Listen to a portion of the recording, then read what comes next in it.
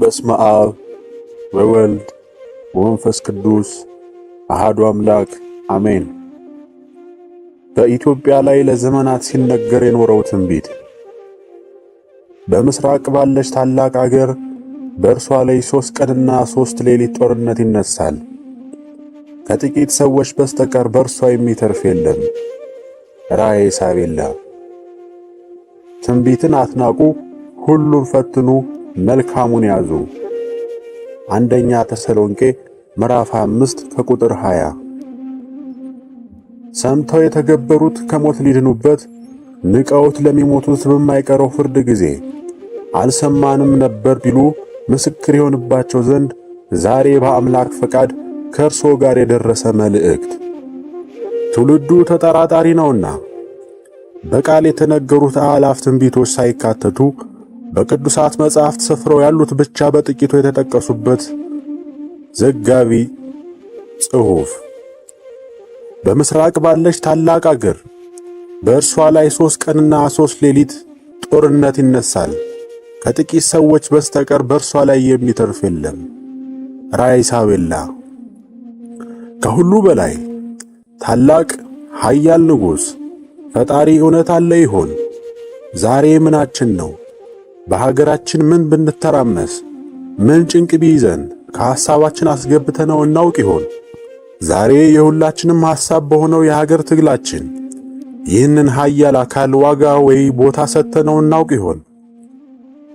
የለም ነው የምንለው። እንዴት ሆኖ? ለነገሩ አይደለም ምእመኑ፣ ቤተ ክርስቲያኒቱም እንኳን ስንት ጭንቅ ሕዝቡን ሲይዘው፣ ክፉ ቀን ሲመጣ፣ መንገድ ሲጠፋ ምህላና ሱባኤ እንኳ ጠርታ አታውቅም።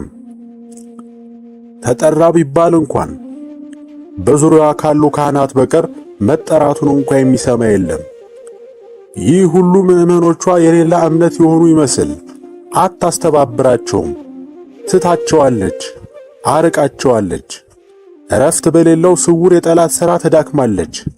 ግድ ከማይሰጣቸው ልጆቿ በስውር ጠላት ጥፋቷን ያፋጥነዋል። እኛም ግድ የለንም። እሷ ለእኛም ጥቅም እንጂ መሠረቱ እኛ ለእሷ እንዳልሆንን ዘንግተን ጨለማ ወርሶናል። በጋራ ወደ አምላካችን በጭንቀታችን ጊዜ እንኳን ለመፍትሄ ቆመን ተጣርተን አናውቅም።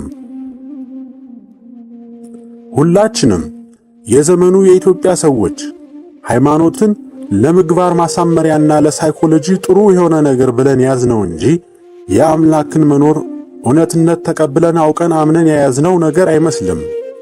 ሐቁን ያዘው። አይመስልም ሳይሆን አይደለም። እውነት አምነን ቢሆንማ እንዴት ሁሉን የሚችል ኃያል አካል አለ ብሎ የሚያምን ሰው በሀገሩ ጭንቅ በስጋት ሆኖ መፍትሄን በሚመኝበት ሰዓት ወደዚህ ሁሉን የሚችል አካል እርዳታ ሳይጠይቅ እሱን ከግምት ሳያስገባ እንዲሁ ተግባሩ ሙሉ በትርኪ ምርኪ የሥጋ ልፊያና ፖለቲካ ዙሪያ መርመስመስ ይሆን ነበር? እርዳታ መጠየቁን ተወውና እንዴት ከሁሉ ነገር የማስቀድመው ኃያል የሁሉ ፈጣሪ የሆነ አባትና ንጉሥ አለኝ ብሎ የሚያምንና የተቀበለ ሰው ሁሉ ትግሉና ጉዞው ይህንን ጌታውን ይመቸው አይመቸው ለአንዲትም ቅጽበት ሐሳብ ሳይሆንበት ሊያቋቁሞ የሚጠራው ሥርዓት ከሁሉ የሚቀድምብኝ ጌታዬ ብሎ የተቀበለውን የጌታውን ሕግ አክብሮ ለመኖር ይረዳኛል ወይስ ያስከዳኛል ብሎ ሊያስብ ግድ አይሰጠውም። ያም ከሁሉም የቀደመ መስፈርቱ ሊሆን አይቻለውም። እውነት ሐቁ ይነገር ከተባለ እምነት የሚባል ነገር ስለሌለን ነው እንጂ እውነታው ያ ነው።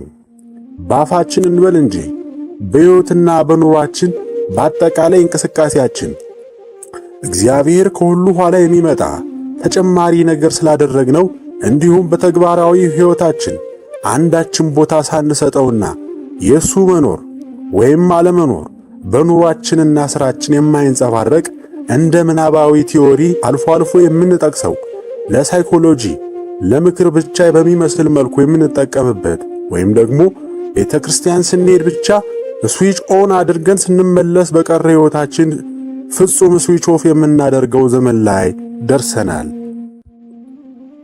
ሙሉ ሕይወታችን ተወልደን ያደግነው በዚሁ ዘመን በመሆኑ ከዚህ ዘመን አኗኗር ሌላ አይተንም ስለማናውቅ ራሳችንን አወዳድረን ከሰው የተፈጠረበት አኗኗር ስተናል ወይም ቀርበናል የሚለው ልናውቅ አንችል ይሆናል። ነገር ግን የቀድሞአችን አኗኗር የተዘገበውን የአባቶቻችን ከእግዚአብሔር ጋር አኗኗር የተጻፈውን ሁሉን ለማየት ገድ ሰጥቶን አያውቅም እንጂ ምን ያክል በአስፈሪ ደረጃ ፈጣሪ አስቦ ከፈጠረን የአኗኗር ሁኔታና የሱ ልጅነት ሕይወት እንደራቅን ማየት በቻልን ነበር። ዛሬ ኢትዮጵያውያን ከልባችንና ታሪካችን በተቃራኒ እግዚአብሔርን ከሕይወት ሥራችን እጅግ አርቀን እንደ አሕዛብ በስም ብቻ በመያዝ ጭራሽ መሬት ላይ እንደሚታየው ማንም ሳያስገድደን ልጆቻችን ስሙን በአደባባይ መጥራት እንዲሸማቀቁበት ለሚያደርግ ትምህርት እንዲሁም አስተዳደግ አሳልፈን ሰጥተናል። ትልቁንና ዋናውን የዓለም አካል የሆነውን ፈጣሪ ከሕይወታችን አስወጥተናል፣ ክደናል። በሥጋችን እኛ ለሁሉ ብለን ከሁሉ አልፎም የአምላክ ስም በአደባባይ መጥራትን የሚያስጠይፍ የአስተዳደር ርዮትና መዋቅር ባልገባን መልኩ ተቀብለንና አውጀን የማይፈታ ቅዠት፣ ትርምስና ግራ መጋባት ውስጥ እንገኛለን። ተቀበልነው አልተቀበልነው የሀገሪቱም ሆነ የዓለም ሁሉ ባለቤትና አድራጊ ባለስልጣን እሱ ነውና በዘመናችን የሚፈጸመው የሚሆነውን የገለጠላቸው ተናግረውት እንዲሁም በብዙ የትንቢት መጻሕፍት ላይ ሰፍሮ ይገኛል። ይህ ለዘመናት ሲጠበቅ የነበረው የኢትዮጵያ ትንሣኤ ተብሎ በብዛት የሚታወቀውን ጨምሮ የብዙ ነገሮች መፈጸሚያ የሆነው ጊዜ ፍጹም ስለመቅረቡ ምስክር ይሆነን ዘንድ የተጻፉትን መልእክቶችን ስንመለከታቸው ጊዜው እጅግ መቅረቡን እየመሰከሩ ብቻ ሳይሆን ያለፍነው እስኪመስል ድረስ በገሃድ ተፈጽመዋል። ለመሆኑ እነዚህን ማንን ወይም የትኛውን ትውልድ ይገልጻሉ? እስኪ የተጻፉትን ቃል በቃል እንመልከታቸው። ነጋዴያን ወዲያና ወዲህ ብለው እንዳይነግዱ የባህር ወደብ ይዘጋባቸዋል። የዚያን ጊዜ ንብረት ብላሽ ነው። ፍካሬ ኢየሱስ። በዚያ ጊዜ ወደብ አልባ መሆናችን፣ ረብህ የሌላቸው ዕቃዎች መወረራችን ቀድሞ ነግሮናል። ባህላቸውን ይለውጣሉ፣ የያዙትን ይጥላሉ፣ ያላዩትን ይናፍቃሉ። ሰብአዊ ባህሪያቸውን በእንስሳ ባህሪ ይለውጣሉ፣ ነውርን ይንቃሉ፣ አፍረታቸውን ይገልጣሉ። እግዚአብሔር ኃጢአታቸውን ስለታገሳቸው እንደሌለ ይቆጥሩታል። በሥራቸው የጎሰቆሉ በሐሳባቸውም የረከሱ ናቸው ይላል ፍካሬ ኢየሱስ። በመጽሐፍ ቅዱስ እርሱም አለ ፊቴን እሰውርባችኋለሁ፣ ፍጻሜያቸው ምን እንደሆነ አያለሁ፣ ጠማማ ትውልድ ያልታመኑም ልጆች ናቸው ብሎ የእግዚአብሔር የተናገረውን ቃል ልጆቹ ሄኖን ግን ረሳ ነው። የዛሬዎቹን እኛን በደንብ ይገልጸናል። የሀገር ፍቅር፣ የወገን ክብር አይሰማቸውም። የአባት እናታቸው ምክር አይቀበሉም። ተውን፣ ልቀቁን፣ እንሩጥ፣ እንፈርጥጥ ይላሉ። ዕድሜያቸው ያጥራል፣ በወጣትነት ዘመናቸው ይቀሰፋሉ ይላል ፍካሬ ኢየሱስ። አገላለጹ እንደምንረዳው ራእዮቹ በተጻፉባቸው ጊዜያት ከነበረው የእምነት እሴቶችና ስብዕና ጋር እያወዳደሩ እንደሆነ ይጠቁማል። በጥንት ኢትዮጵያውያን ዘንድ የነበሩትን ወርቃማ እሴቶች ዛሬ ላይ ያለን አናውቃቸውምና የእኛን ትውልድ የገለጹበት መንገድ እንዲሁ በባዶ እየወቀሱን መስሎ ሊሰማን ይችላል።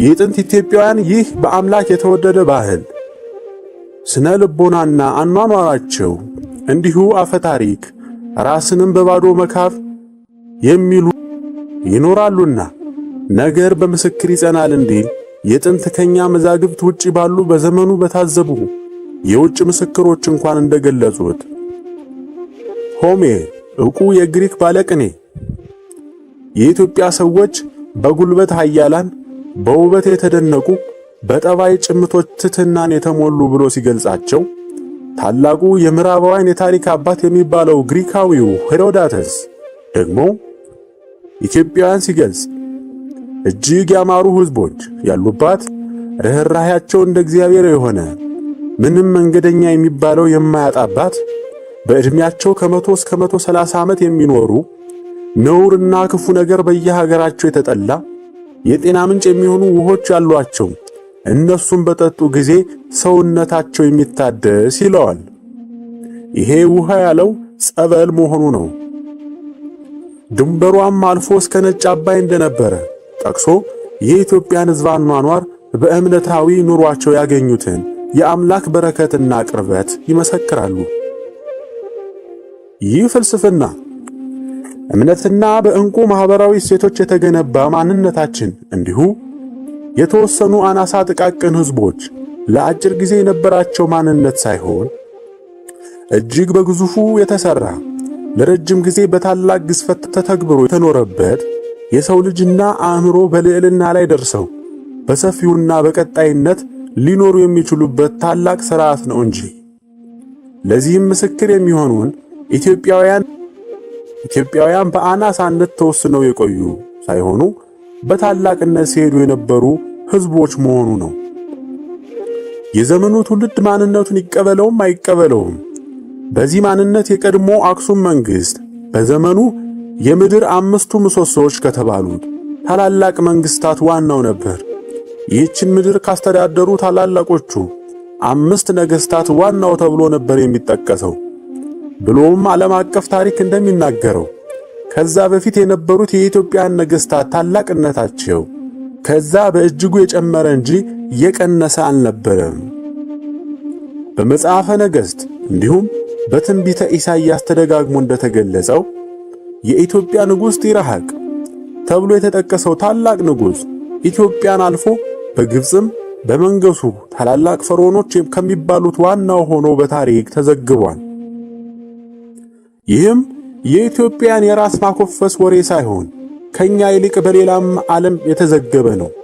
መቼም የዛሬዋ የኢትዮጵያ ልጆች በውጩ ካልተነገራቸው አለማመናቸው እጅግ አሳዛኝ የማትገባቸውን ሀገር ላይ የተወለዱ ቢያስመስላቸውም እነሱ ከፈለጉ ለቀዋት ሊሄዱ ይችላሉ እንጂ ታሪክ እንደሆነ ታሪክ ነው፣ ለዘላለም ጽኑ ሐቅ ነውና።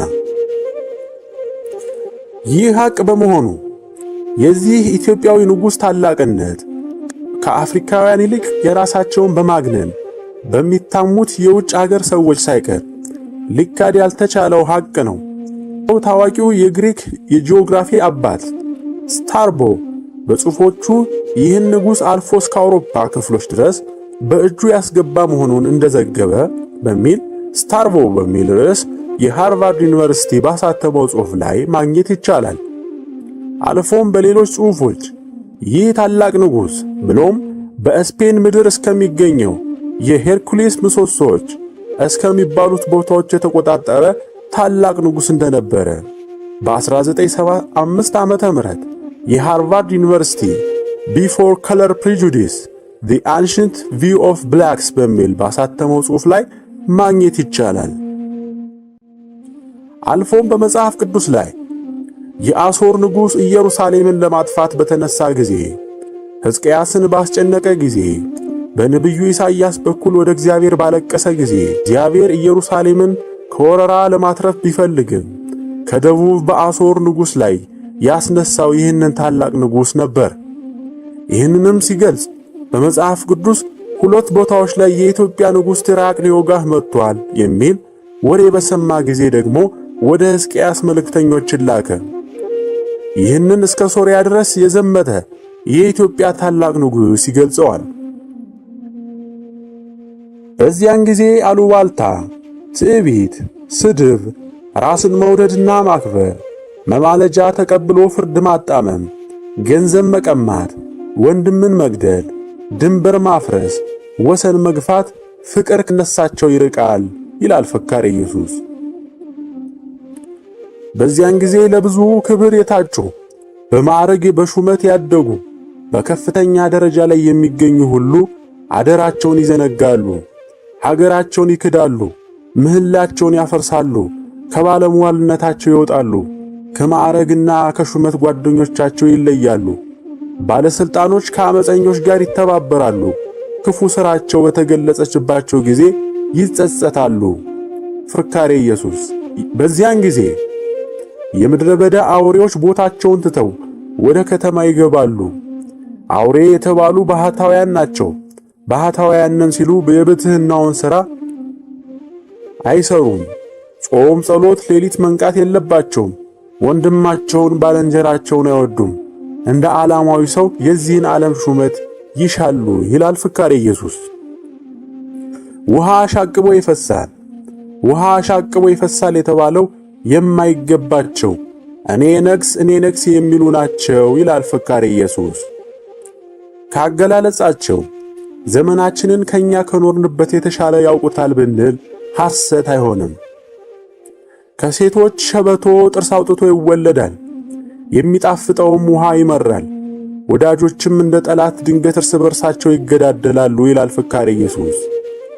ልጆች በብዙ ነገር ነቅተው እንደ ልጅ ሳይሆን እንደ አዋቂ ሆነው እንደሚወለዱ ፊት እንደሚሉ በምሳሌ ይገልጸዋል።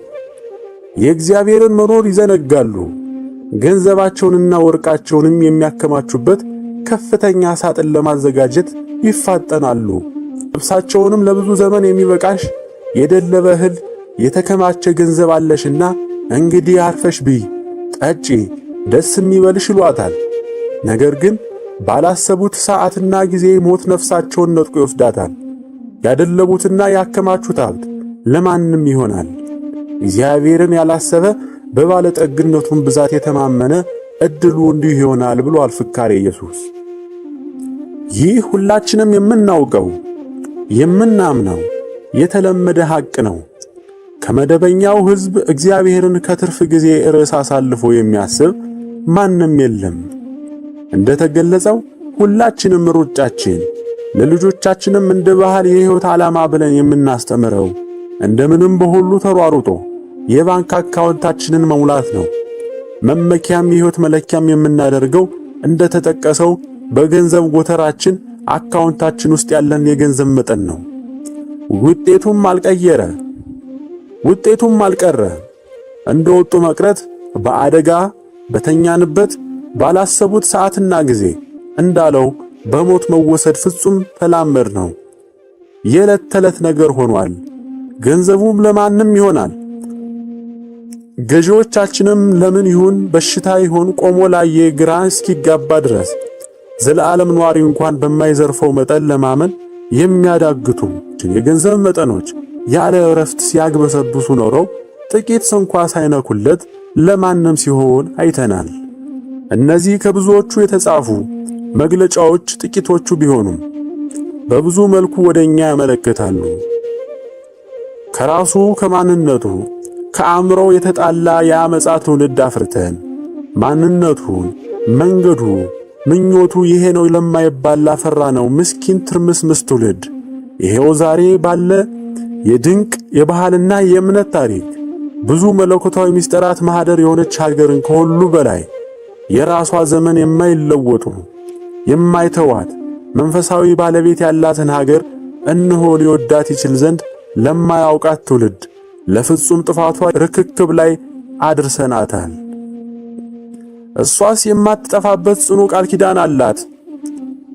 እንደሚጠፋ ግን የምናየው ይሆናል። የመፈናቀል፣ የጥላቻ፣ የሞት ዜና፣ የዘረኝነት፣ የቃጠሎ፣ የፍጅት፣ የሀገራዊ ውጥረት ዜና አስጨነቃችሁ። ዛሬ ይሄ አስጨነቃችሁ። ከፍቅር በራቀ እግዚአብሔርን በረሳ በዛሬው አካሄዳችን ስንቀጥል አይቀርምና ጽኑ የማያልፍ የትንቢት ቃሉ ገና የሚሆነውን እንዲህ ነው የሚለው። በምስራቅ ባለች ታላቅ አገር በእርሷ ላይ 3 ቀንና 3 ሌሊት ጦርነት ይነሳል። ከጥቂት ሰዎች በስተቀር በእርሷ የሚተርፍ የለም። ራእየ ሳቢላ 3 ቀንና 3 ሌሊት ብሎ በምሳሌ አስቀምጦታል። እንደ ንስሐና መመለሳችን 3 ዓመትም 30ም እንደ እስራኤላውያን 1000 ልናደርገው ስልጣኑ በእኛው ይመስላል። ምናልባትም እዚህ ጋር 30 ዓመት ሲባል ቀልድ መስሎ ሊታየን ይችላል። ርቀን ሳንሄድ እዚህ ሶማሊያ በጦርነት መሃል መንግስት ሳይኖራት ከ30 ዓመታት በላይ መኖሯን አንርሳ። ያውም አንድ እምነት፣ አንድ ቋንቋ፣ አንድ ባህል ያላቸው ህዝቦች ሆነው በራስ ሹፈታችንን ትተን ቆም ብለን ማሰብ ይኖርብናል። አላስቡም ተብሎ የሚቀርልን መከራ የለምና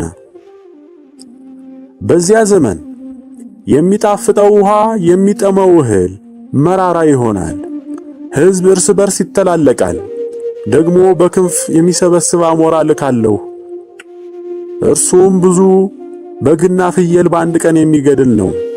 ከነዚያውም የተዘጋጀ የለም።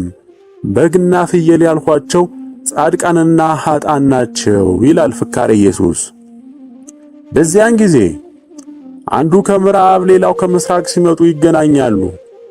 ወዴት ትሄዳላችሁ ይሏቸዋል። ወደ ምዕራብ መሄድ እንወዳለን ይላሉ። ወደ ምዕራብ አትሂዱ በዛ መከራ አለና ይላሉ። እናንተስ ወዴት ትሄዳላችሁ? ወደ ምስራቅ መሄድ እንወዳለን ይሏቸዋል። ብዙ መከራ አለና ይላሉ። ራእየ ሳቤላ። በጦርነት ብቻ አይበቃም። ከፍተኛ ረሃብ፣ ቸነፈርና ችጋር እንደሚመጣ ቃሉ ይናገራል። በዛሬ ቀን የቆምን ቢያንስ በረሃቡ ሳይሆን በጦርነት እንኳን ለመሞት ጸሎት ያስፈልገናል። በጦርነት መሞትን እድለኝነት የሚያስብል በረሃብና ስቃይ የሚመጣ የከፋ ሞትም አለና በመጽሐፍ ቅዱስም በሰይፍ የመጣ ሞት በረሃብ ከመሞት ይሻላል ተብሎ ተጽፏልና አባቶቻችን ሰምተዋቸው የማያውቋቸው አዳዲስ እጅግ ወራሪና ፈጣን ገዳይ በሽታዎች በሀገራችን ይገባሉ።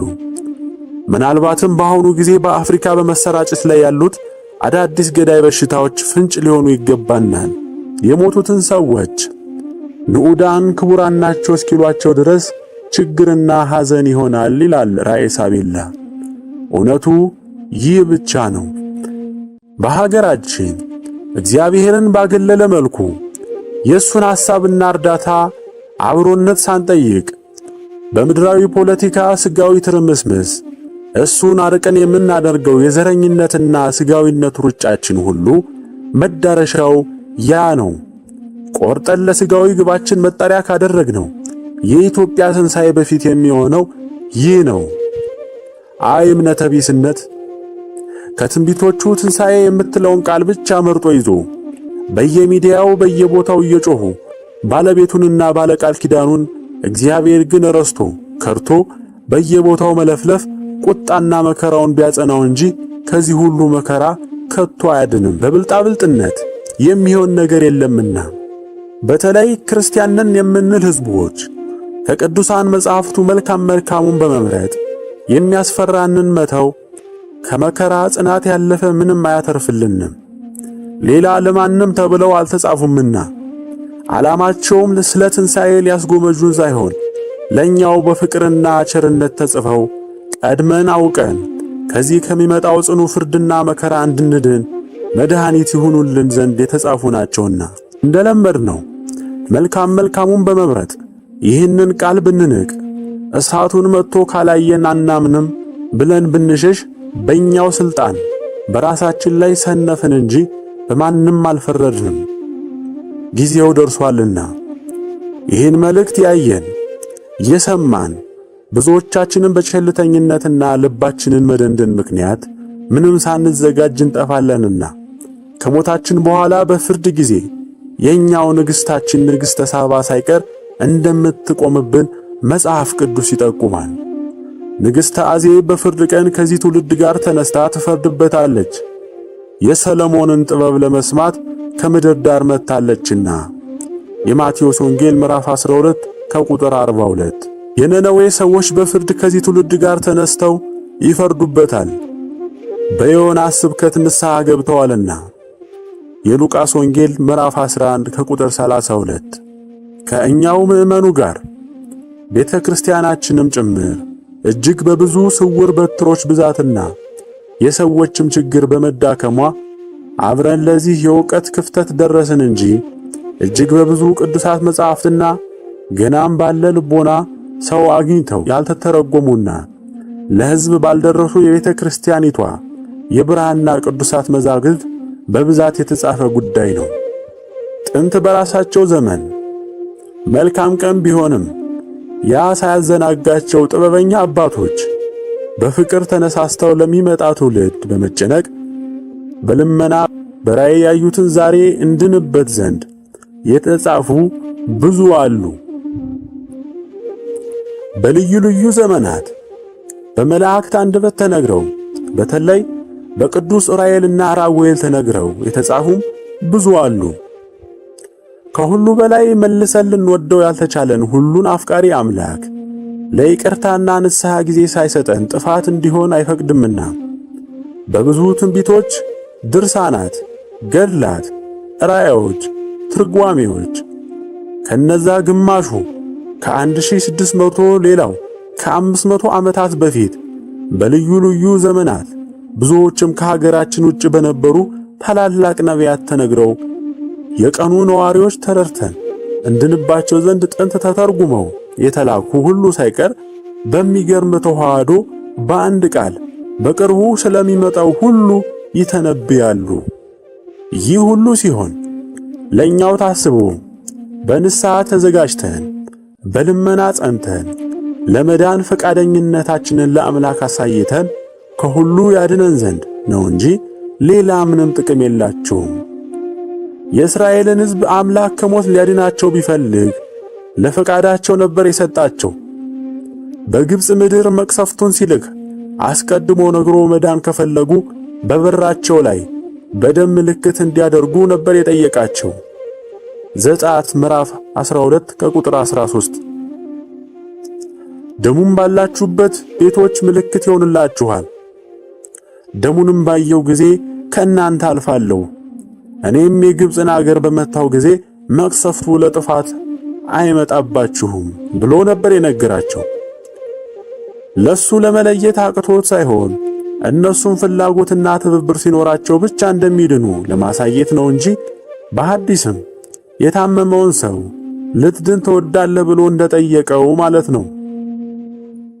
ዛሬ ይህ ጥያቄው ለኛም ቀረበልን። ከኃጢአታችን በንስሐ ታጥበን ያድነን ዘንድ በጸሎት እንተጋ ዘንድ ልጆቹንና ቀድሞ ሊያሳውቀንና ሊያድነን እድል ይሰጠን ዘንድ ነው እንጂ እኛ አልም አላለም ቃሉ እንደሆነ እንደማያቆም የውሃ ጅረት ቀጥ ብሎ ጸንቶ ይፈጸማል። በዘመን ጸንቶ ይፈሳል አይቀሬ ነውና ከትንቢቱ ክፍል አንዱን ያለፈና የተፈጸመውን አካል ለአብነት ብናይ ካለፈው ጀምሮ እንዴት በድንቅ መልኩ ቃል በቃል ሲፈጸም እንደቀጠለ ያሳየናል። ጥንት ቅዱስ ራጉኤል ለልብነ ድንግል እስካሁን ዘመን ድረስ የሚሆነውን የተናገረው የትንቢት ቃል ላይ ተፈጽሞ ካለፉት ውሳኔ ለምሳሌነት እንመልከት። ቃል በቃል ጽሑፉን ይህንን ይመስላል። በቃል ወይም በንባብ የምነግርህን አስተውል፣ ነገር ግን እነርሱንም በሚስጥር እጽፍልሃለሁ አለውና እንደሚከተለው ጻፈለት። የጽሕፈቱ ቃል እንዲህ የሚል ነው። ሚ ይሸጣል፣ ገ ይነግሣል፣ ፊ ይሞታል። ያ የተባለው ግን ቸርና ጻድቅ የታመነ የአባትህ የአብርሃም አምላክ የእግዚአብሔር አገር በሰላም ተጠብቃ ትኖር ዘንድ እስከ ፈቀደ ድረስ በሀገሩ ይህም ሆኖ በኋለኛው ዘመን ሚ ከተሸጠበት ይመጣና ነግሶ በዙፋን ላይ ይቀመጥ ዘንድ የፈጣሪያችንን እናት ይለምናታል፣ ይማልዳታል ይላል ድርሳነ ቅዱስ ራጉኤል። ቃሉ እንዴት እንደተፈጸመ እንመልከት። መቼም እኛ ታሪካችንን ባንጽፍም ነጮቹ መርማሪዎች በራሳቸው ሰዎች የዘገቧቸው እንደነ ሪቻርድ ፓንክረስት፣ መቼም እኛ ታሪካችንን ባንጽፍም የነጮች መርማሪዎች በራሳቸው ሰዎች የዘገቧቸው እንደነ ሪቻርድ ፓንክረስት፣ እንደነ ወርልድ ቴስትመንት፣ ዘ ብሪቲሽ አካዳሚ፣ ክራውን ካውንስል ኦፍ ኢትዮጵያ፣ ዊኪፒዲያ በመሳሰሉ ባሉት ያለውን ብንመለከት ከተፈጸመ በኋላ ሲፈታ ዓመተ ምሕረቱ በውጭ የተጻፈ መሆኑን ልብ በሉ። ሚ ይሸጣል። ሚ ማለት ሚናስ የንግስና ስሙ አድማስ ሰገድ ሲሆን ትንቢቱ ተፈጽሞ በሚ የተወከለው ሚናስ የልብነ ድንግል ልጅ በግራኛ ሐመድ ተይዞ ታስሮ በስጦታ መልክ ለየመን ሙስሊሞች መሰጠቱ በታሪክ ተዘግቧል። ገ ይነግሣል። ገ የተባለው ግላውዲዮስ የንግስና ስሙ አጽናፍ ሰገድ ማለትም ትንቢቱ ተፈጽሞ በገ የተወከለው ግላውዲዮስ የልብነ ድንግል ልጅ ነግሶ ግራኝ አህመድን በወይና ደጋው ጦርነት ድል በማድረጉ በታሪክ ተዘግቧል። ፊ ይሞታል። ፊ ማለት ፊቅጦር ለንግስና ሲጠበቅ የነበረው የልብነ ድንግል የዳግማዊ የዳዊት ልጅ ማለት ሲሆን ትንቢቱ ተፈጽሞ በፊ የተወከለው ፊቅጦር ሲሆን ለንግስና ሲጠበቅ የእግዚአብሔር ፈቃድ ሆኖ እንደተተነበየው መሞቱ በታሪክ ተዘግቧል። ያ ሲተረጎም ያ ማለት ያዕቆብ መልአከ ሰገድ በሚል የንግስና ማዕረግ አባቱን ሰርጸ ድንግልን ተክቶ ኢትዮጵያን አስተዳድሯል። ታሪኩም በሰፊው ተዘግቧል። ሚ ከተሸጠበት ይመጣና የሚለው ሲተረጎም ከላይ መሸጡን ያመለከተው ሚናስን ሲሆን የሚለው የአምላክ ቃል አያልፍምና ለንግስና የተጠበቀው ፊቅጦር ሞቶ ይልቅ ያልተጠበቀውና ከእጅ መንሻ ጋር ወደ አረብ ምድር የተሸጠው ሚናስ ባልተጠበቀ ሁኔታ አድማስ ሰገድ በሚል ስም ለንግስና በቅቶ ከ1559 እስከ 1563 እንደ አውሮፓውያን አቆጣጠር በኢትዮጵያ ነግሷል። ያለፈው በቅዱስ ራጉኤል የተገለጠው ትንቢት ክፍል እንደሚመለከተው በሚያስገርም ሁኔታ ተፈጽሞ እንደ ዕድልም በውጭ ታሪክ ዘጋቢዎች ጭምር በምስክርነት ተጠናክሮ ተዘግቧል። የአምላክ ጽኑ ቃል ነውና ቀሪውም ክፍል በዛው መልኩ ቃል በቃል የሚፈጸም ይሆናል።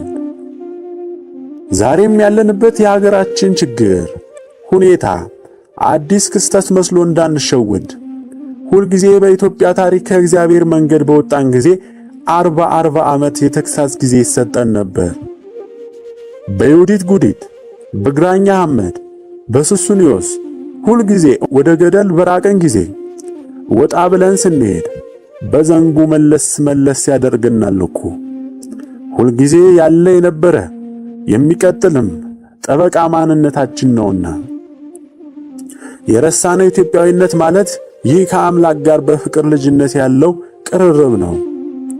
ዛሬም ከንጉሱ ውድቀት አንስቶ ኢአማኒነት በመንግስት ታወጆ በጽኑ መከራና ስቃይ በአረማዊነት የነበርንበት ቅዠት ጊዜ የኢሰፓ ደርግ 17 ዓመትና እዚህኛውም የኢህአዴግ ቆይታ ሲደመር 40 ዓመቱ በእኛ ቀን አቆጣጠር ከ2007 ዓመተ ምህረት ወዲህ ማለፉ ታይቷል።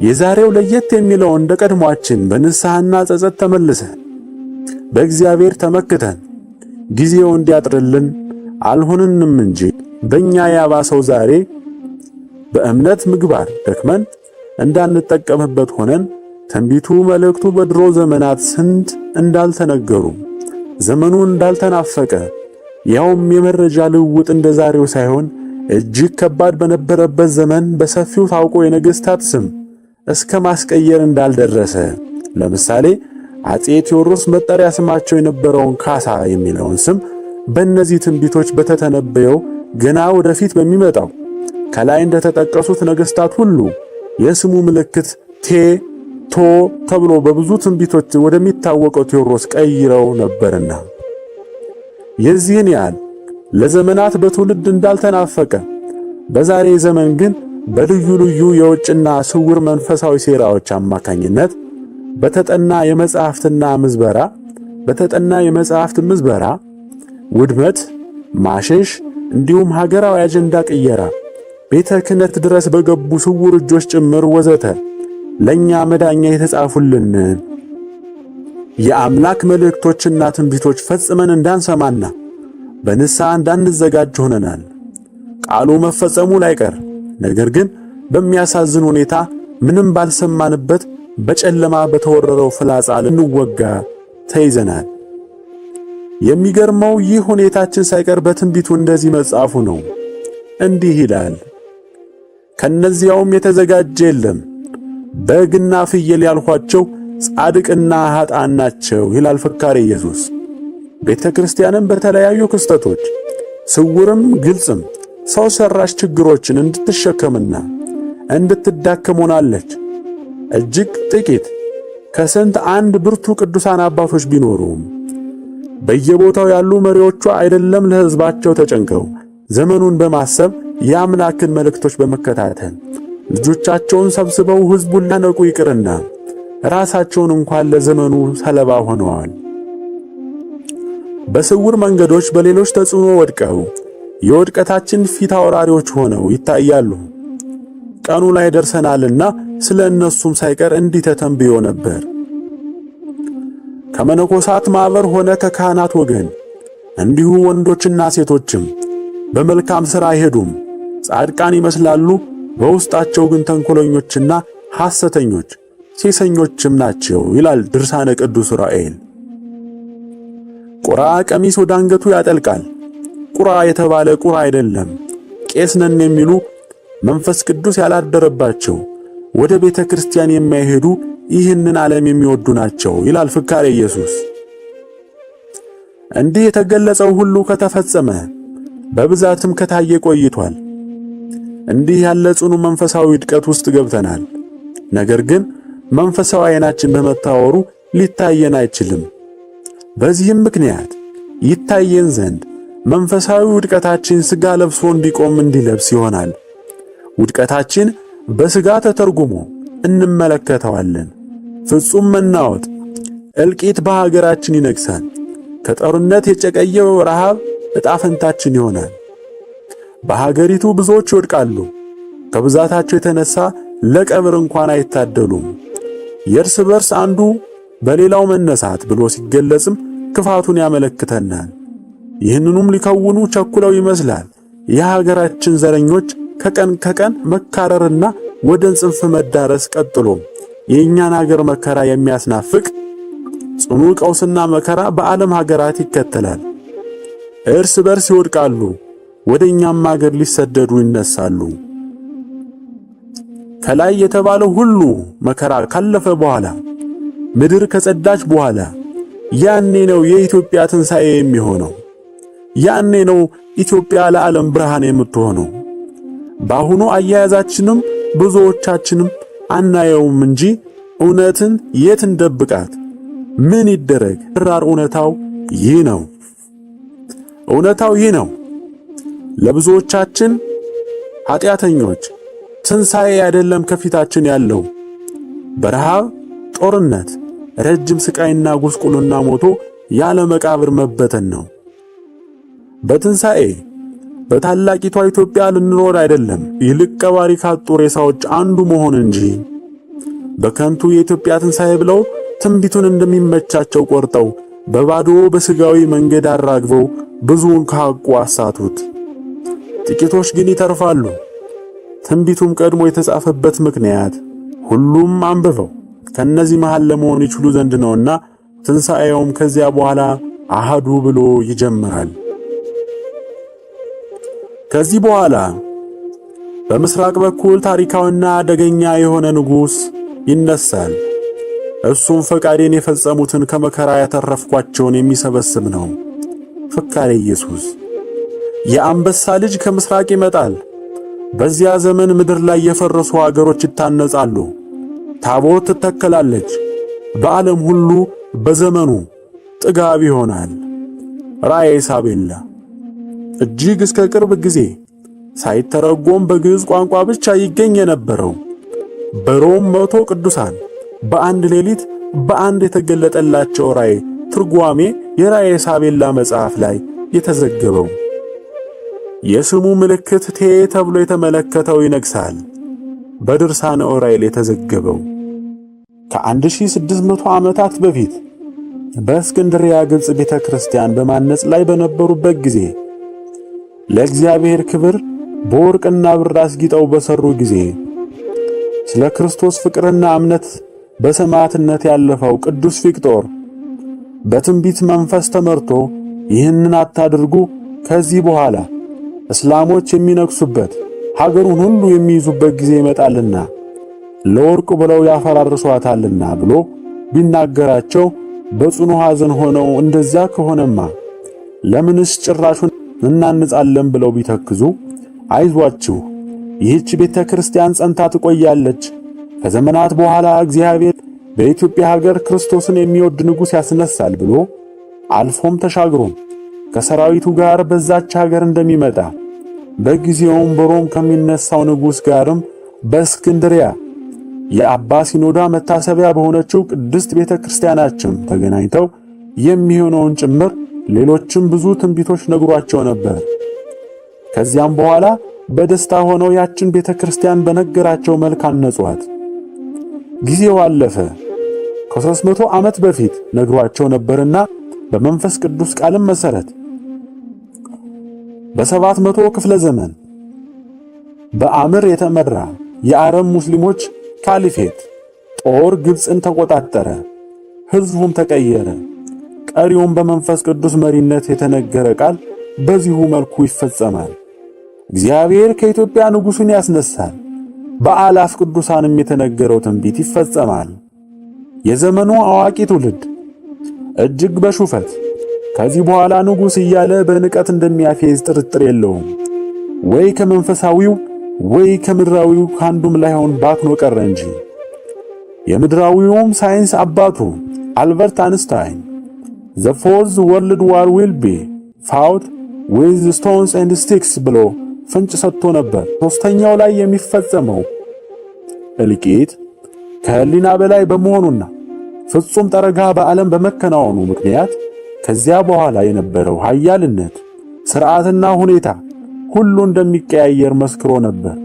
ሶስተኛው የዓለም ጦርነት የሚፈጸመው እልቂት ከህሊና በላይ በመሆኑና ፍጹም ጠረጋ በዓለም በመከናወኑ ምክንያት ከዚያ በኋላ የነበረው ኃያልነት ሥርዓትና ሁኔታ ሁሉ እንደሚቀያየር መስክሮ ነበር።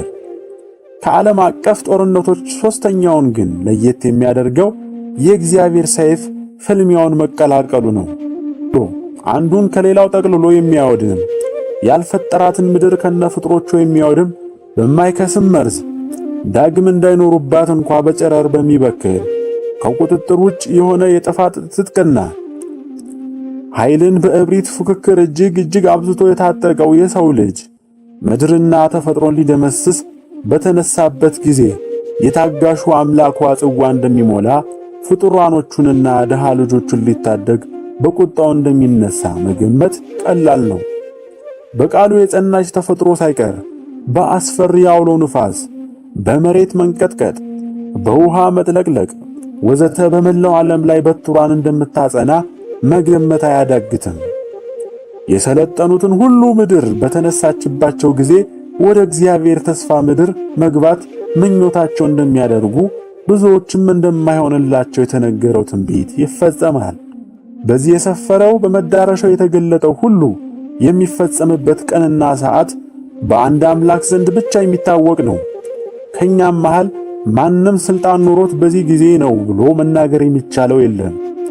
ነገር ግን ለሰው ይገለጥ ዘንድ የሰፈሩት ምልክቶችና የሀገራችን ሁኔታዎች ቀኑ እጅግ ስለመቅረቡ እጅግ አብዝተው ይጮሃሉ። ከረጅም ጊዜ ወዲህ በሀገራችን በአሁኑ ወቅት እንደሚታየው ለእፎይታ የሚሆን የነጻነት ጊዜንም የተሰጠን ይመስላል። ለአምላክ እግዚአብሔርም የመጨረሻው እይታው ይመስላል።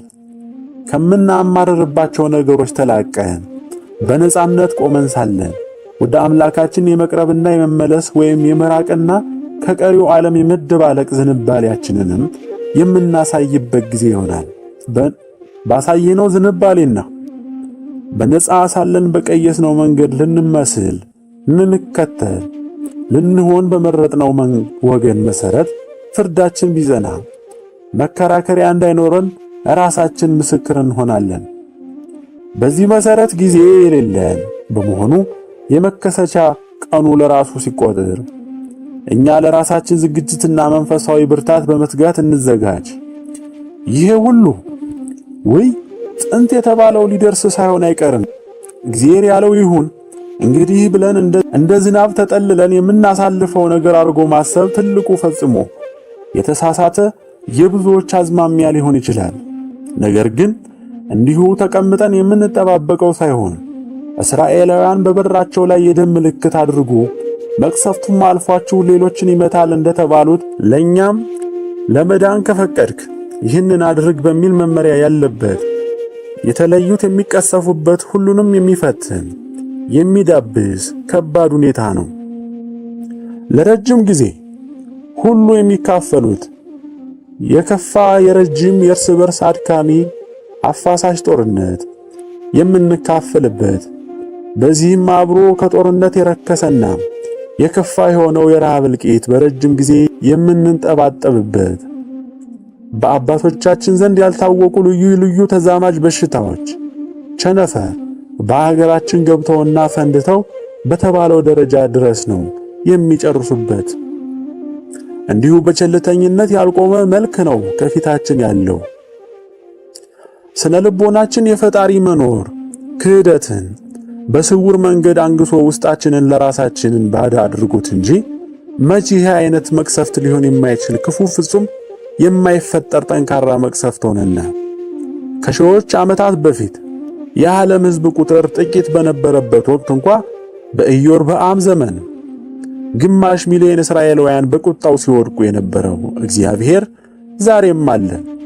ያኔ ከ3000 ዓመታት በፊት አሮን ጥናውንና ዕጣኑን ይዞ ሮጦ እስኪደርስ ባለችው ቅጽበት እንኳ 14000 ሰው ሲያልቅ የነበረው አምላክ ነው ዛሬም ያለው ነገም የሚኖረው። በሀገራችን ያለውን ታቦተ ጽዮንን በተዳፈሩ ጊዜ የአምስት ሺዎች ትንፋሽ በተቋረጠ ጊዜ የነበረው በዘመናት የማይቀያየረው እግዚአብሔር ነው ዛሬም ያለው። ራሳችንን ልዩ አድርገን ብንስል ብንታበይ ጊዜም እንደ ጅረት ይፈሳል፣ ቀንም ታሪክ ይሆናል። አምላክ እግዚአብሔር ጸንቶ ይቀጥላል። በጥንት የ500 ዓመት ዓለም ፋርስ ስልጣኔና ነገሥታት በነበሩበት ዘመን የነበረ ዳንኤል ስለነሱ የተጻፈው ትንቢት ተፈጽሞ ታሪክ ሆኖ ሲያልፍ ያን ሁሉ አብሮ ላሳለፈ እግዚአብሔር እኛም የተለየን አይደለንም። እንዲሁ ታሪክ ሆነን አልፈን ቀጥሎም ብዙ ክፍለ ዘመናት ይቆጠራሉ። ስለዚህም ቆም ብለን የተፈጠርንበትን ምክንያት መርምረን እውነት ላይ እንቁም። እንችላለን። ከጥፋታችን ራሳችንን እናድን። ቀን ይቀየራል። መዝሙረኛው ዳዊት እንዳለው ክፉ አድራጊዎች ይጠፋሉና እግዚአብሔርን ተስፋ የሚያደርጉ ግን እነርሱ ምድርን ይወርሳሉ። ገና ጥቂት ኃጢአተኛም አይኖርም፣ ትፈልገዋለህ፣ ቦታውንም አታገኝም። ገሮች ግን ምድርን ይወርሳሉ። በብዙም ሰላም ደስ ይላቸዋል። ኃጢአተኛ ጻድቁን ይመለካከተዋል፣ ጥርሱንም በእርሱ ላይ ያንገጫግጫል። እግዚአብሔር ይስቅበታል፣ ቀኑ እንደሚደርስ አይቷልና። ክፎች ተጠርገው የደጎች ዘመን ይመጣል። ከሐሳዊ መምጣት በፊት ማቴዎስ በወንጌሉ ለአሕዛብም ሁሉ ምስክር እንዲሆን ይህ የመንግሥት ወንጌል በዓለም ሁሉ ይሰበካል ብሎ እንደተናገረው መልካም የእግዚአብሔር ዘመን በዓለም ላይ ይጸናል። ዛሬ ምናልባትም ሰይጣንም መቼም ሥራ አይፈታምና ንጉሥ ነኝ፣ እንዲህ ነኝ፣ እንደዚህ ነኝ እያሉ የሚነሱ በሀገራችን የሚመጡ ይሆናል። ነገር ግን የተባለው ጽኑ መከራ ሁሉ ሳይቀድም ክፎች ሳይጠረጉ የተባለው ሁሉ አይሆንምና የምመጣውም ንጉሥ ቢሆን እንዲህ ነኝ ብሎ መለፈፍ የሚጠበቅበት ሳይሆን እግዚአብሔር ያለበሰው ግርማ የሚገልጠው ይሆናል። ምን ላድርግ? አንባቢ ሆይ፣ አድማጭ ሆይ፣ ከተባለው ትንሣኤ በፊት በማይቀረውና የሚመጣው መከራ የሚወድቁም ሆኑ የሚተርፉ በአጠቃላይ በሚከተለው ጥፋት ሁሉ በእግዚአብሔር ፊት ማንም የትኛውም ቢሆን የተለየ ዕድል አያገኝም። ሁሉም በእኩልነት በየራሱ ይመዘናል እንጂ እስከ ዛሬ ምን እንስራ፣ በምን ሕይወት እንኑር፣ በቸልተኝነት እምነት፣ በጥፋት በርኩሰት ሕይወት ወይም በመልካምነት እንዴት ይሆን ማንንም ሁሉም ሰው ከእውነተኛው ንስሐ ፊት ፍጹም እኩል ነው። ሁላችንም የእግዚአብሔር ልጆች እኩል ዕድል አለን።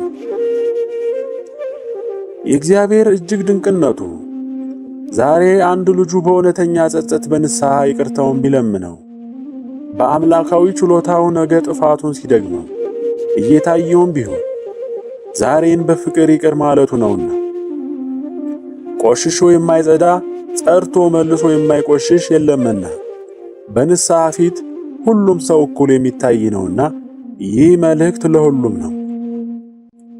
ይህን የምታነበው ስምህ ማን ነው? ይህን የምትሰማው ስምህ ማን ነው? ዘርህ ምንድን ነው? እምነትህ ከየትኛው ይሆን? ሀብታም ከሚባሉት ወይስ ድሃ ከሚባሉት? ሥራህስ ምን ይሆን? በአእምሮ መልሰህልኝ ሊሆን ይችላል። ልሰማህም አይቻለኝም። ብሰማህም ከቶ ረብህ የለውም። ምክንያቱም እነዚህ ጥያቄዎችና መልሶቻቸው ሁሉ በፊታችን ከቆመው በማይቀረው ቃል ከሚጠብቀን ክስተት የተነሳ ፈጽሞ ምንም ጥቅምና ዋጋ የላቸውም። በፊታችን ከሚጠብቀን እውነት መሠረት ብቸኛው ዋጋ ያለው ጥያቄ ይህ ነው። በፍካሬ ኢየሱስ ለቀብርና ምድሪቱን ለማጽዳት 7 ወር ይፈጅባቸዋል ተብሎ ተጽፏልና ነገ በማያልፈው ቃሉ የተናገረው ከብዛታቸው የተነሳ ተበትነው በምድር አውሬና አሞራ እየተቦጨቁ ወዳድቀው ለመቀበር ተራቸውን ከሚጠብቁት አስክሬኖች መሃል ነው የምንገኘው? ወይስ እግዚአብሔር ያተረፋቸውን ጥቂቶች የሚሰበስብ ንጉሥ ይነሳል ተብሎ ከተነገረላቸው በሕይወት አምላክ ካተረፋቸው ጥቂቶች መሃል ቤተሰቦቻችንስ? ዘመዶቻችንስ? የጭካኔና ጨለምተኝነት የሆነ የማይፈጸም ውሸት መሰል አይደል? የጭካኔና ጨለምተኝነት የሆነ የማይፈጸም ውሸት መሰል አይደል? አይ ወገኔ፣ ምነው ሀገር ሰላም በሆነበት ድንገት በጠዋት መላው ሕዝብ የሰው ልጅ ቁርጥራጭ በጥቁር ፌስታል ሲለቅም እዚሁ ከደጃፋችን አውሮፕላን በቆፈረው ጉድጓድ አላየንምን? 157 የማይተዋወቅ ሰው የአካል ክፍል መለየት ስላልቻሉ የተለያየው ተለቅሞ ሙሉ ሲመስል በአንድ እየተደረገ እንደ አንድ ሰው ሲቀበር አልመሰከርንምን? እግዚአብሔር ምን ሊያሳየን ነው? ይህ ፈቃዱ ሆኖ በመሃል አገራችን የተከሰተው ይህ ሁሉ ነፍስ ያለፈበት ክስተት ሲፈጠር 2 ቀን አውርተን እንዲሁ እንዳልተፈጠረና እንዳላየን መስራት መብታችን ነው። እንደው ወደ ልባችን እንመለስ ዘንድ ጥቂቶች ቀድመው የምድር ሕይወታችንን ከንቱነትና ቀል ሊያመጣ የሚችለውን ልብ እንድንል ምናልባትም የነገ የጋራ ጣፈንታችን እንዳላሳዩን በምን እርግጠኛ ሆነ ነው? አንተ ጻድቅ እነሱ ኃጥአን ስለሆኑ ይህ ለነሱ ተገባ ብለህ ነው ያሰብከው? ታዲያ ከኛ ምን ይጠበቃል? ይህ መልእክት ከንቱ ፍርሃትና ጭንቀት ለመንዛት አይደለም የተለቀቀው፣ ይቻላልና እንድንበት ዘንድ ነው እንጂ ከኛ የምትጠበቅብን እጅግ እምንት ፍጹም ቀላል ናት። ድሮም ቢሆን የሁሉ ባለቤት የሆነ ታላቅ አምላክ ከኛ ከቶ ምን ይፈልግና? ከላይ ከተጠቀሱት ከምንወድቀውም ሆነ ከምንነሳው ወገን ለመሆን ዛሬ ሁላችንም እኩል መብትና ሥልጣን አለን። ዛሬ ቀኑን መልካም የሚያደርገው ነገሮች ሁሉ ተወስነው ያለቁ ሳይሆኑ ዛሬ ልንወስናቸው ስለምንችል ነው። ግን ዛሬ ምን ያህል ወራት፣ ቀናት፣ ሰዓታት መቼ ይሁን ከባለቤቱ ውጭ ጠንቅቆ የሚያውቀው ባለመኖሩ ጊዜ ባይሰጠውም ከቀኑ በፊት በእውነተኛ ጸጸት ንስሐ በመግባት ራሳችንን በማንጻት ጊዜው እስኪደርስ ከሚመጣው ሁሉ ምሕረት ለማግኘት እየለመኑ የሚቆዩ የእግዚአብሔር ልጆች ቀኑ በደረሰ ጊዜ በእሳት ማዕበል መሃል ቢሆኑ እንኳ ከጠጉራቸው አንዲቷ ሊነካ የሚቻለው ከቶ ማንም አይኖርም። በዚያን ጊዜ በዚህ መጽሐፍ ቃል የተጠበቁ የጾሙ የጸለዩ ጥቂት ሰዎች ይተርፋሉ። ፍካሬ ኢየሱስ እርሱ ከአዳኝ ወጥመድ ከሚያስደነግጥም ነገር ያድንሃልና በላባዎቹ ይጋርድሃል፣ በክንፎቹም በታች ትተማመናለህ። እውነት እንደ ጋሻ ይከብብሃል። ከሌሊት ግርማ፣ በቀን ከሚበርር ፍላጻ፣ በጨለማ ከሚሄድ ክፉ ነገር፣ ከአደጋና ከቀትር ጋኔንም አትፈራም። በአጠገብህ 1000 በቀኝህም 10,000 ይወድቃሉ፣ ወደ አንተ ግን አይቀርብም። በዐይኖችህ ብቻ ትመለከታለህ፣ የኀጣንንም ብድራት ታያለህ። አቤቱ አንተ ተስፋዬ ነህና ልዑልን መጠጊያህ አደረግህ። ክፉ ነገር ወደ አንተ አይቀርብም፣ መቅሰፍትም ወደ ቤትህ አይገባም። በመንገድህ ሁሉ ይጠብቁ ዘንድ መላእክቱን ስለ አንተ ያዛቸዋልና እግርህም በድንጋይ እንዳትሰናከል በእጆቻቸው ያነሱሃል። በተኩላና በእባብ ላይ ትጫማለህ፣ አንበሳውንና ዘንዶውን ትረግጣለህ። በእኔ ተማምኗልና አስጥለዋለሁ፣ ስሜንም አውቋልና እጋርደዋለሁ። ይጠራኛል እመልስለትም አለሁ። በመከራውን ጊዜ ከእርሱ ጋር እሆናለሁ፣ አድነዋለሁ፣ አከብረዋለሁ። መዝሙረ ዳዊት። በሞት ጥላ መካከል እንኳ ብሄድ አንተ ከኔ ጋር ነህና ክፉን አልፈራም። በትርህና ምርኩዝህ እነርሱ ያጸኑኛል። መዝሙረ ዳዊት። የአምላክ ቸርነት እጅግ ብዙ ሆኖ ሳለ ለምንጠፋው ምን ተብሎ ይነገርልን ይሆን? ይህንን ቃል ሰምተው የተኙ ሳይዘጋጁ ከፊታቸው ያለው ጥርጊያ እንዳሉ ያገኛቸዋል የተባለውን ሁሉ ይቀበሉታል። ቃሉን ሰምተው ለዳኑት የነበረውን ጽዋ ጭምር ይሻሙታል። ይህችንም አሁን የምታነባትን ጽሑፍ የምትሰማትን ንባብ ባያነቧት በተሻላቸው ነበር፣ ባያዳምጡት በተሻላቸው ነበር። ለመስማታቸው አፍ አውጥታ ምስክር ሆና ትናገርባቸዋለችና። ለአንተም የሚደረገው ነገር እጅግ ቀላል ነው።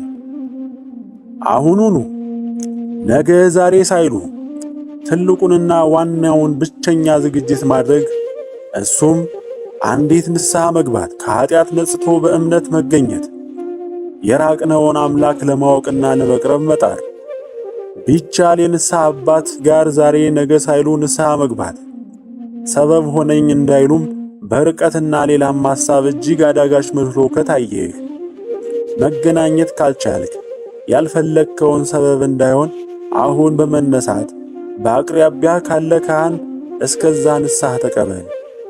ቅድሚያ ሰጥቶም እያሰቡ ወዲያም የንስሐ አባት ጋር እንደተገናኙ ንስሐ መግባት፣ በየዕለቱ ተግቶ ከሚመጣው መከራ ሁሉ ይቅርታንና ምሕረትን ከሚወደን አምላክ ዘንድ መለመን። ልቦና የለንም እንጂ በቃ ይህችው ናት። የሁሉ ባለቤት ፍጹም ጌታ ቀድሞ እስከኛ ደቃቆች ምን ይፈልግና ብርቱ ሰብሳቢ አጥንት እንጂ። ሱባኤና ምህላ ከየትኛውም ጊዜ ይልቅ የሚታወጅበት፣ ምእመኑ በአንድ ድምፁን እንዲያሰማ የሚሆንበት ጊዜው አሁን ነበር። ሀገር እንዲህ ባለችበት ጊዜ እንጂ ታዲያ ከቶ ለመቼ ነበር? አይደለም በዚህ ሀገር እንዲህ ፈተና ላይ በሆነችበት። ድሮ ዝናብ በቆየ ጊዜ እንኳን በህብረት ምህላ ተወጥቶ እዛው መልስ ሳያገኙ ሳይረጥቡ አይመለሱም ነበር። ዛሬም እያንዳንዳችን በጋራ በመወያየት በመሰባሰብ ከምንጊዜውም በላይ በጋራ ጸሎትና ምህላ በህብረት ልንጸና ይገባናል። ከሁሉ ዕለታዊ የቤተ ክርስቲያን ስብስባችን ካህናትን በማስተባበር በምህላ አምላካችን ልንማጸን ይገባናል። ከሁሉ በላይ ከምድራዊ ፖለቲካ መፍጨርጨርና ዘር ክፍፍል ራሳችን እናርቅ። በፍቅር በእግዚአብሔር ልጅነት ድልድይነት ክፍፍሎችን እየተሻገርን በአንድ ላይ ሆነን ብቻ ወደ አምላካችን ልንጣራና ልናለቅስ ይገባናል። በየትኛውም የቤተ ክርስቲያን አገልግሎት ቋሚ የህብረት ጸሎትና ምህላ በማጽናት ቢያንስ ልብ ገዝተን በዚያ ተገኝተን የምንለምነውን ከሚመጣው ሁሉ በይቅርታው ይሰውረን ዘንድ እንዲራራልን ልንማጸነው ይገባናል። ትኩረታችን ይህ ሊሆን ይገባል። በመጽሐፍ ቅዱስ ለሚወዱኝ ትእዛዜንም ለሚጠብቁ እስከ 1000 ትውልድ ድረስ ምሕረትን የማደርግ ብሎ የተናገረው የእግዚአብሔር ቃል ምናችን ነው? ኢትዮጵያ ምንድነች? ትእዛዙን የጠበቁ ቅዱሳን ቃል ኪዳን ምድርነቷ ምናችን ነው? ስለ ቃል ኪዳናቸው ብሎ እንዲምረን አምላካችንን ካለመን ነው። አቡነ ተክለ ሃይማኖት ምናችን ናቸው? 27 ዓመት በዱር በዋሻ ቆመው ጸልየው የተቀበሏቸው ቃል ኪዳኖችን ምን ነው ተውናቸው? ሀገራችን ቤተ ክርስቲያናችን በእሳት መሃል ሲቆሙ ሞታችንን በፊታችን ሲመላለስ ያላሰብናቸው ቃል ኪዳኖች ያልጠራነው አምላካችን ስላልካድነው ነውን? ያልጠራነው አምላካችን ስላልካድነው ነውን? ስለዚህም የአባቶቻችንን አምላክ ፈጣሪያችን ክርስቶስን አይደለም ከሚወዳት እናቱ እንደ ቅዱስ ዮሐንስ ከጫማው ጠፍር ስር ወድቀን በትሕትና በለቅሶ ልንማጸነው ይገባናል። በጭንቅ ጊዜ ካልጠራናት ድንግል ማርያም ምናችን ናት? ውድ ጌታችን ኢየሱስ ክርስቶስ ለሚወዳት እናቱ ስታድግ በቤተ ክርስቲያን ከዛ ቢያስወጧት በዕጣ በቅዱስ ዮሴፍ ቤት ልጇን ወልዳም በበረሃ በስደት ቆይቶም አንድ ልጇን ቢገሉባት ለደቀ መዝሙሩ ወደ ቤቱ ውሰዳት ብሎ ባደራ ስለሰጣት ውድ እናቱ ብሎ እንዲምረን በትሕትና ልንለምነው ይገባናል። እስከ ሺህ ትውልድ ድረስ ምሕረት የማደርግ ብሎ በተናገረው ጽኑ ቃል መሠረት አይተወንምና በዚህ ጊዜ የሁላችንም ሩጫ መሆን ያለበት በመሰባሰብ በየጊዜው እርስ በርስ በማስተባበር ለጋራ ንስሐና ከቻላቸው ጋር በህብረት በጸሎት በመትጋት በጋራ እጃችንን ወደ እግዚአብሔር በቻልነው መንገድ ሁሉ ለመዘርጋት ነው ልንሯሯጥ የሚገባል። በዙሪያችን በተለያዩ አጋጣሚዎችም የምንገናኝ ሁሉ አማኞች ሁሉ በመሰባሰብ በመተሳሰር ሌሎችን በማሳወቅ መልእክት በማድረስ በማስተባበር ከሁሉ በላይ ምንም ቢመጣ እንኳን ቢያንስ ለነፍሳችን ድህነት ስንል በጸሎትና ንስሐ መትጋት ይኖርብናል። ዘር፣ ብሔር ምን ሳንለያይ በመጠራራት በመሰባሰብ ለሀገር እድገት ተብሎ ለሚወራው ሳይሆን ለራሳችን ለየግላችን ከሞት መትረፍ ስንል የግድ ልንተባበር ይገባናል።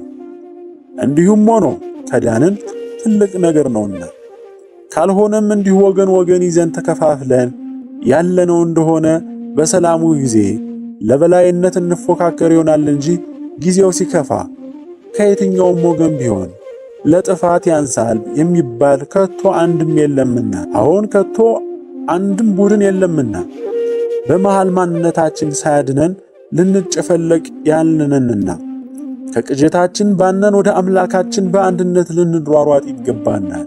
በዱር እንኳን ነፋስ የሚጋልብ ሰደድ እሳት በተጨሰ ጊዜ ነብሩ ከድኩላው፣ አንበሳው ከጎሹ፣ ከቀበሮ ከጥንቸሉ ሁሉ እየተጋፋ ይሸሻል። እንዲህም ሆነ ከነሱ ብዙ አይተርፍም።